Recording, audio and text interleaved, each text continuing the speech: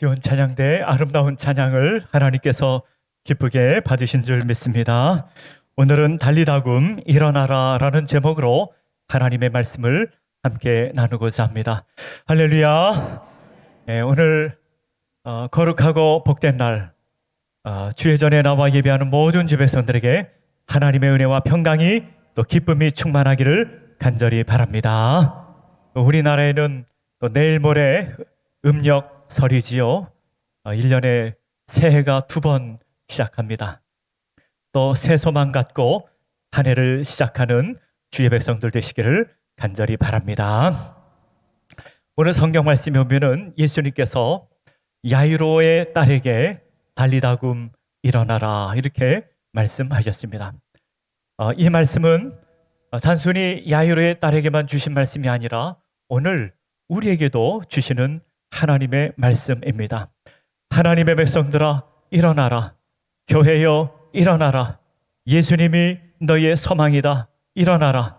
예수님께서 너희와 함께 하신다. 우리에게 주시는 말씀으로 듣는 주의 백성들 되시기를 간절히 바랍니다. 오늘 본문의 말씀 마가복음 5장에 오늘 본문이 나와 있는데요. 이 똑같은 내용이 누가복음 8장에도 나와 있습니다. 누가복음 8장에 보면은 예수님께서 이 야이로의 딸에게 달리다굼 일어나라, 소녀여 일어나라 그렇게 말씀하셨을 때 뭐라고 나와 있는가 하면 이 소녀에게 영이 돌아왔다 이렇게 표현하고 있습니다.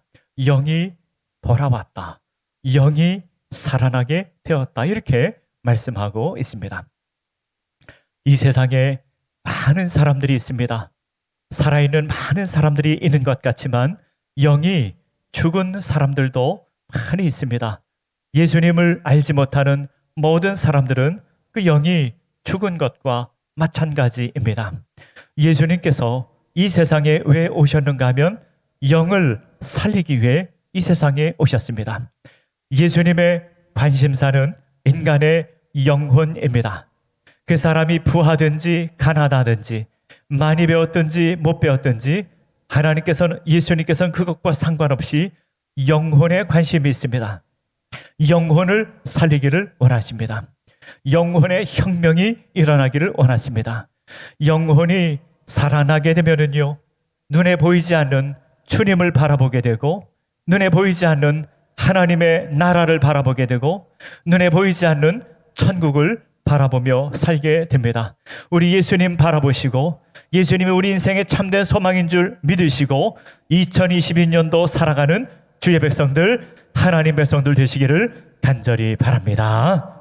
오늘 본문에서 우리에게 주시는 영적 메시지 몇 가지 함께 생각하며 은혜를 나누고자 합니다. 첫 번째로는 겸손한 자에게 은혜를 주십니다. 22절에 보면 이렇게 나와 있습니다. 회당장 중에 하나인 야이로라 하는 이가 와서 예수를 보고 발 아래 엎드리어라고 나와 있습니다. 마가복음 5장, 마가복음 4장은요, 예수님께서 특별히 갈릴리 지역을 중심으로 사역을 했던 것을 기록하고 있습니다. 그래서 마가복음 4장과 마가복음 5장에는 예수님께서 배를 타고 건너편으로 가셨다라고 하는 표현이 여러 번 반복해서 나오고 있습니다. 오늘 본문의 말씀도 예수님께서 배를 타고 갈릴리 호수 건너편으로 가셨을 때 있었던 일입니다. 회당장 야이로가 예수님께 나와 엎드려 그 발 아래 엎드렸습니다. 왜 그랬을까요? 야이로는 그의 딸이 있었는데 그의 딸이 너무도 생명이 위급한 상황 가운데 있었습니다. 그래서 회당장 야이로가 예수님 발 아래 엎드렸습니다. 발 아래 엎드렸다 하는 말은 자신을 포기하고 예배드린다라고 하는 어원적인 의미가 있습니다. 발 아래 엎드린다. 그 옷에 입을 맞춘다. 그 발에 입을 맞춘다. 이런 표현은 자신을 포기하고 예배드린다. 그런 의미가 있습니다. 야이로는 그 당시에 회당장이었습니다. 이스라엘 백성들은 회당을 중심으로 신앙생활하고 있었습니다.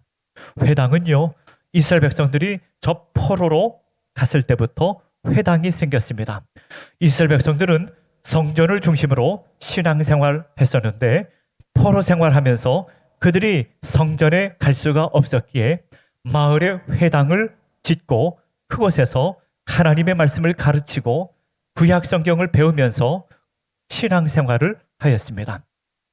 예수님 당시의 회당은 유대인들이 신앙생활하던 신앙의 중심지였습니다. 야이로는 그곳에서 말씀을 가르치고 말씀을 배우는 그런 신앙생활하는 것을 관장하던 사람이었습니다. 야이로 회당장은요, 그 당시 유대인 사회에 상당히 정치적으로 사회적으로 지위가 있었던 사람이었습니다. 그런데 이 사람이 예수님 발 아래 엎드렸다고 하는 것은 그런 사회적 지위, 신분을 내려놓고 자신의 모든 것을 포기하고 예수님 앞에 경배한다는 그런 의미가 있습니다. 우리가 하나님께 기도할 때 우리도 겸손한 마음으로 기도해야 됩니다. 우리는요, 때때로 하나님께 기도할 때 우리가 마치 하나님께 어떤 권리를 주장하듯이 기도할 때가 있습니다. 하나님, 이거 해주셔야 됩니다. 하나님, 이거 안 해주시면 안 됩니다. 그런 마음으로 하나님께 기도할 때가 있습니다. 여러분, 우리가 알아야 될 것은 우리가 하나님께 어떤 권리를 주장할 수 있는 존재가 아니라는 것을 알아야 됩니다. 우리는 하나님 앞에 모두가 죽을 수밖에 없는 죄인이라는 사실을 알아야 됩니다. 우리는 하나님께 긍휼과 자비를 구하는 사람이어야 됩니다. 오늘 성경의 말씀에 보면 야이로는 예수님 앞에 나와 엎드려 자비와 긍휼을 구하고 있는 것입니다. 오늘 본문의 말씀 23절의 말씀에 보면 이렇게 나와 있습니다. 간곡히 구하여 이르되 내 어린 딸이 죽게 되었사오니 오셔서 그 위에 손을 얹으사 그로 구원을 받아 살게 하소서 하거늘 이라고 하였습니다. 이 회당장 야이로가 예수님 발 아래 엎드려 이렇게 부탁을 드리고 있는 것입니다. 예수님, 우리 딸아이가 지금 다 죽게 되었습니다. 예수님 오셔서 기도해 주시면 우리 딸아이가 낫게 될 줄 믿습니다. 오셔서 기도해 주시고 우리 딸아이를 낫게 해 주십시오. 이렇게 간절한 마음으로 예수님께 겸손히 구하고 있는 것입니다. 마태복음 9장에 보면은요, 앞을 보지 못하던 두 맹인이 있었습니다. 예수님께서 그 마을에 오신다는 소식을 듣고 이 두 맹인은 예수님께 이렇게 외쳤습니다. 다윗의 자손이여 우리를 불쌍히 여기소서. 다윗의 자손이여 우리를 불쌍히 여기소서. 이렇게 외쳤던 것입니다. 겸손한 마음으로 우리 예수님께 자비와 긍휼을 구하였던 것입니다. 여러분, 우리가 겸손함으로 하나님께 기도하면은요, 그 기도의 결과에 대해서도 우리는 겸손해야 됩니다. 하나님께 은혜와 긍휼을 구하는 자든 그 기도의 결과에 대해서도 하나님께서 그 결과를 책임지실 것을 우리가 믿어야 합니다. 우리는요, 우리 하나님께서 우리가 기도했을 때 응답해 주시면 기뻐하고 우리 하나님께서 내 마음에 들지 않게 응답해 주시지 않은 것 같으면 우리는 마음에 삐질 때도 있습니다. 여러분, 그것은요, 우리 마음이 겸손하지 못하다는 증거입니다. 우리가 하나님께 은혜와 긍휼을 구할 때는 하나님의 주권과 하나님의 다스림을 믿고 우리가 겸손하게 주님께 기도해야 한다는 것입니다. 예수님께서 우리에게 기도를 가르쳐 주셨습니다. 기도를 가르쳐 주시면서 두 사람을 예로 들어 설명해 주셨습니다. 한 사람은 바리새인이었고요, 한 사람은 세리였습니다. 세리가 어떻게 기도했습니까? 세리는 하늘을 우러러보지도 못하고 가슴을 치면서 하나님께 불쌍히 여겨 달라고, 죄인이라고, 나는 죄인입니다, 불쌍히 여겨 주옵소서, 이렇게 기도하였습니다.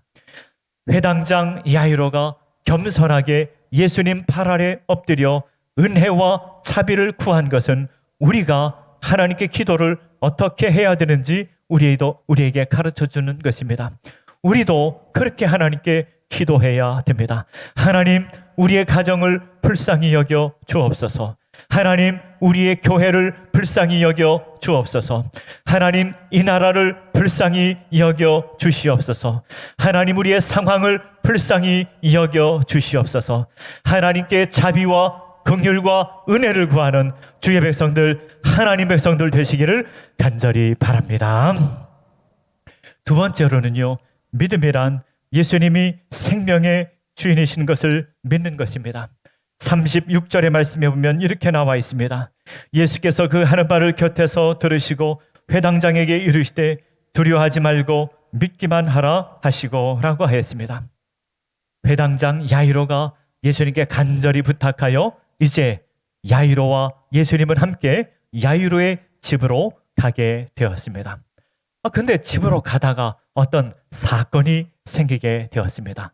12해 동안 혈루증 앓던 사람을 만나게 되었고, 그곳에서 치유하는 역사가 나타나게 되었고, 그리고 예수님과 이 여자가 대화하는 시간을 갖게 되었습니다. 이것을 바라보던 야이로 마음은 어떠했겠습니까? 예수님, 지금 이 여자를 만날 때가 아닙니다. 빨리 우리 집으로 가야 됩니다. 우리 집에 가서 우리 딸아이가 지금 죽어가고 있는데 우리 딸아이를 빨리 고쳐 주셔야 합니다. 그런 마음을 갖지 않았을까요? 여러분 한번 생각을 해보십시오. 12해 동안 혈루증을 앓던 여자와 야이로의 딸을 한번 비교해 보십시오. 12해 동안 혈루증을 앓던 여인, 이 사람도 아픈 사람이지만 이 사람은 지금 당장 죽는 사람은 아닙니다. 죽을 병 걸린 사람은 아닙니다.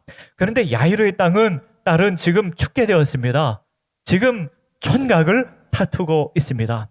그렇다면 예수님께서 합리적으로 생각할 줄 아신다면 빨리 야이로의 딸의 집에 가서 그 아이를 먼저 고쳐주시고 그 다음에 12해 동안 혈루증을 앓던 이 여자를 고쳐주셔야 예수님께서 합리적으로 일을 풀어가는 것 아니겠습니까?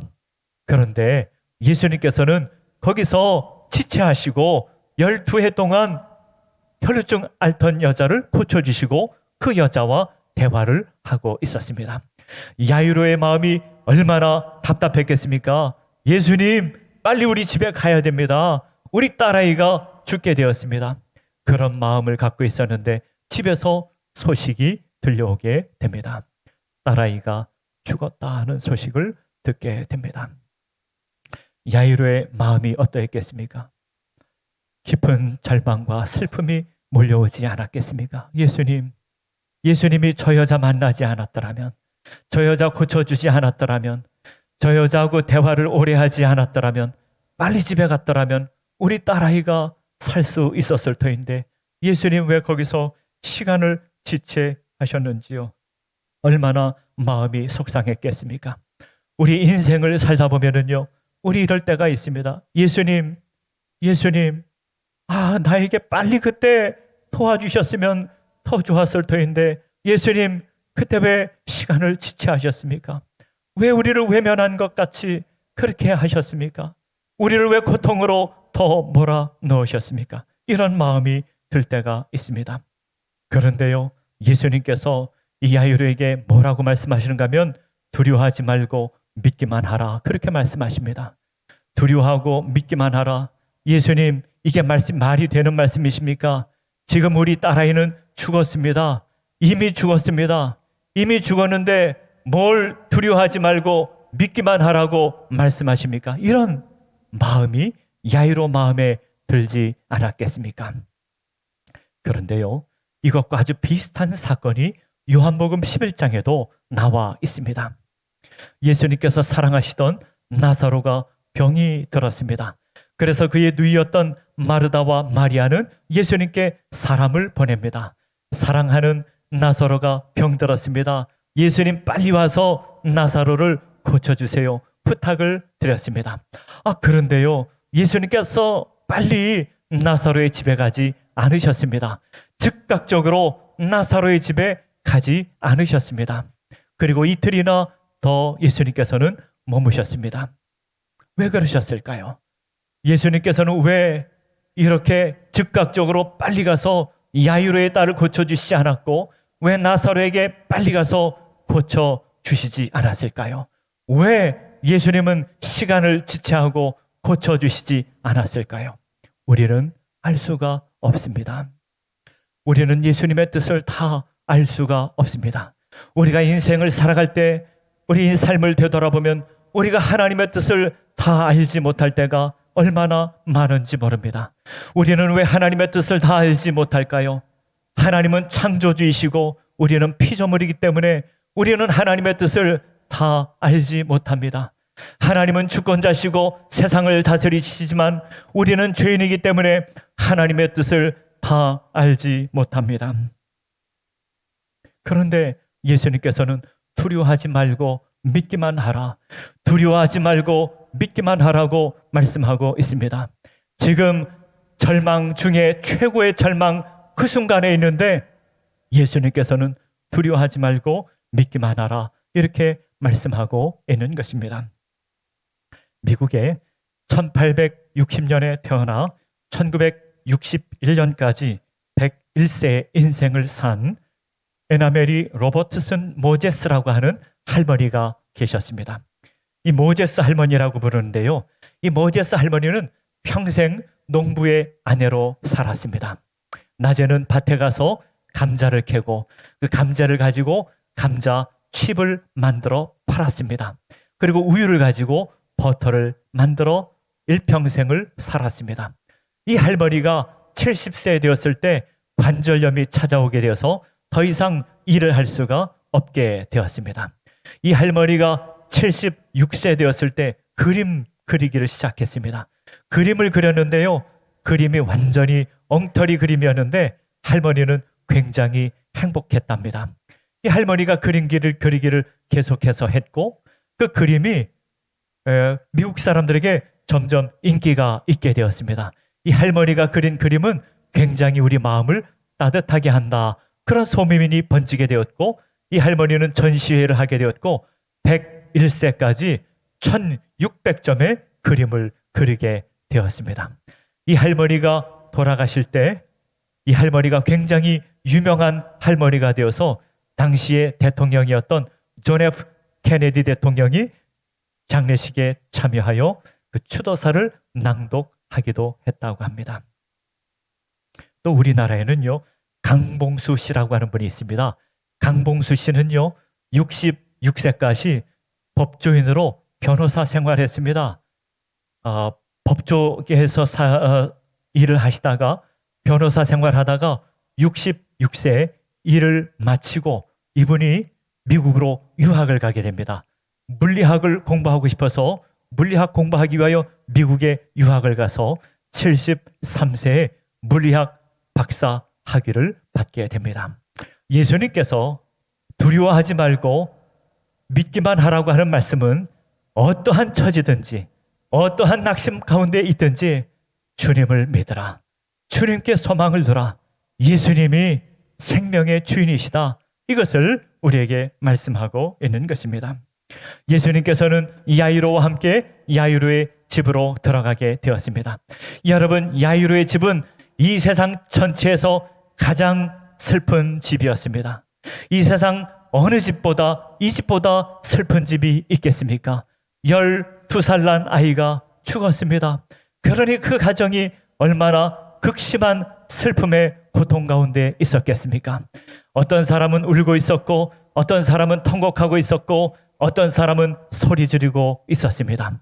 그런데 예수님께서 뭐라고 말씀하는가 하면은 이 아이가 죽은 것이 아니라 잠잔다. 이렇게 말씀하였습니다. 그 이야기를 옆에 있던 사람이 들었습니다.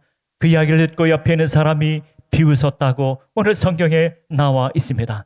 아니, 예수님은 상황도 판단 못하시는가?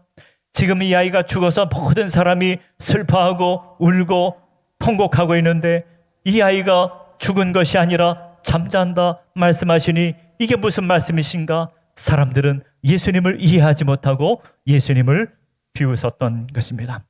예수님께서 왜 죽은 것이 아니라 잠잔다고 말씀하였을까요? 예수님께서는 생명의 주인이시기 때문에 그렇습니다. 예수님께서 생명 그 자체이시기 때문에 그렇습니다.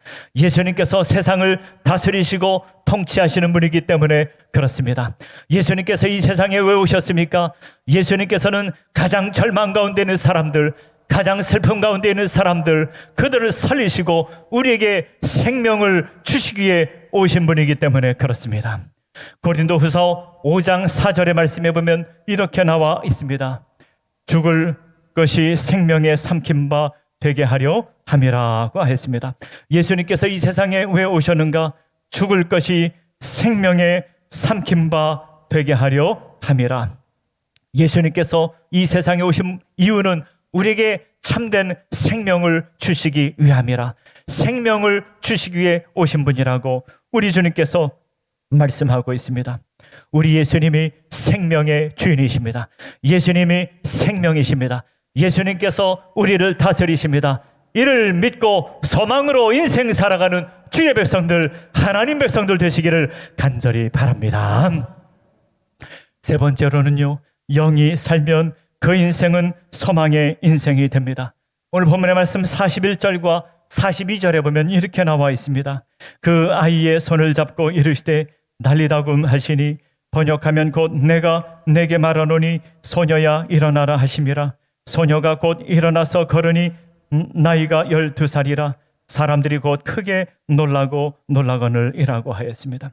예수님께서 이 아이 손을 붙잡고 달리다굼 하였습니다. 이 달리다굼이라고 하는 말은 그 당시 유대인들이 아람어라고 하는 말을 사용했습니다. 아람어.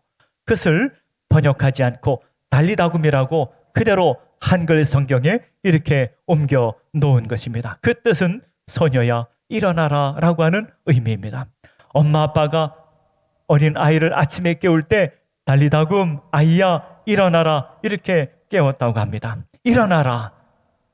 이 말씀은 예수님께서 야이로의 딸에게만 주시는 말씀이 아니라 오늘 우리 가운데 주시는 말씀입니다. 하나님의 백성들아 일어나라. 교회여 일어나라. 절망 가운데 있는 자들이여 일어나라. 세상을 보고 슬퍼하지 말라. 예수님을 바라보라. 생명의 주인 되시는 예수님께서 너와 함께 하신다. 예수님께서 지금 너와 함께 있다. 우리 주님께서 소망이시라. 우리 주님께서 너희를 살리실 것이라. 우리 주님께서 우리에게 이렇게 말씀하십니다. 우리의 소망 되시는 우리 예수님께서 나와 함께 하시고 생명의 주인 되시는 예수님께서 나와 함께 하심을 믿으며 소망의 인생을 살아가는 주의 백성들, 하나님 백성들 되시기를 간절히 바랍니다. 오늘 본문의 말씀 43절의 말씀에 보면 예수님께서 이렇게 말씀하였습니다. 예수께서 이를 아무도 알지 못하게 하라고 그들 많이 경계하시고 이에 소녀에게 먹을 것을 주라 하시니라. 예수님께서 이 아이를 살리고 사람들에게 알리지 말라고 하였습니다. 예수님께서는요, 기적을 행하시고 여러 번 사람들에게 알리지 말라고 하였습니다. 왜 그랬을까요? 여러 가지 이유가 있었겠죠. 아마도 이 소문이 번지게 되면 많은 사람들이 또 예수님께 예전에 죽은 사람을 살려내라고 또 요청했을지 모릅니다. 예수님께서 오병이어의 사건이 있었을 때 사람들이 어떤 마음을 가졌습니까? 사람들이 예수님께서 오병이어의 사건을 또 해주시고 또 해주시고 또 해주시기를 바라는 마음이 있었습니다. 예수님께서 그 마음을 아셨겠지요. 또 예수님께서 그 어린아이를 생각할 때 이 어린아이가 건강하게 자라기 위해서는 그것을 사람들이 모르는 것이 좋겠다라고 생각했을 수 있겠지요. 그러나 더 중요한 이유가 있습니다. 사람들은요, 기적을 보면 그 기적이 예수님의 전부인 줄 압니다.